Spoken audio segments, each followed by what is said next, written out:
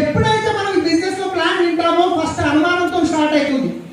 3 hurdles ఉంటాయండి. ఈ 3 hurdles దాటిందంటే కనుక 100% మీరు డీల్స్ కాబోతున్నారు.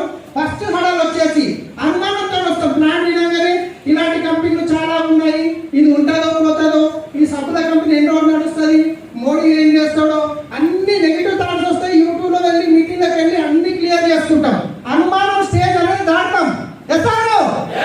అనుమానం స్టేజ్ ఇక్కడికి వచ్చినాక క్లియర్ అవుతుంది. సో ఇక్కడ నుంచి నేను ₹1,00,000 ఇన్కమ్ సంపాదిస్తానని చెప్పి డేట్ చేసి రెండవ స్టేజ్ వస్తుంది. ఇది చాలా ఖతర్నాక్ ఉంటుంది. ఇక్కడ ఫిల్టర్ అయిపోతారు చాలా మంది. అనుమానం స్టేజ్ దాటి దోస్తు దగ్గరికి వెళ్ళి, రిలేషన్ దగ్గరికి వెళ్ళి, నేను డిసైడ్ చేస్తున్నా, హైదరాబాద్ లో చాలా మంది లక్షల్లో సంపాదిస్తున్నారు, ఇది ఎక్సలెంట్ బిజినెస్ అని ప్లాన్ చెప్పామని ఏమంటారు? అరే ఏమైంది బిడ్డ, నిన్నదాకా మంచిదో కదా, ఎవరేమో నిమ్మకాయ మీటింగ్ వచ్చినావా, ఏమైంది నీకు? సబ్బులు పేస్ట్ చేంజ్ చేస్తే ₹1,00,000 వస్తాయా? ఎవరు చెప్పింది నీకు? వాళ్ళకి తెలియలేదు, నీకు తెలియలేదు. నువ్వు చదువుకున్నా కదా. అవమానం. అప్పుడు అనిపిస్తుంది అవసరమా నాకు ఇది, ఏదో చేస్తున్నా కదా, నడుస్తుంది కదా, అనవసరంగా వాళ్ళ మాటలు వచ్చి వీళ్ళతో మాటలు. అవమానం స్టేజ్ ఇది. మీరు మీటింగ్లకు వచ్చి ఈ స్టేజ్ దాటిరు అనుకోండి, 3వ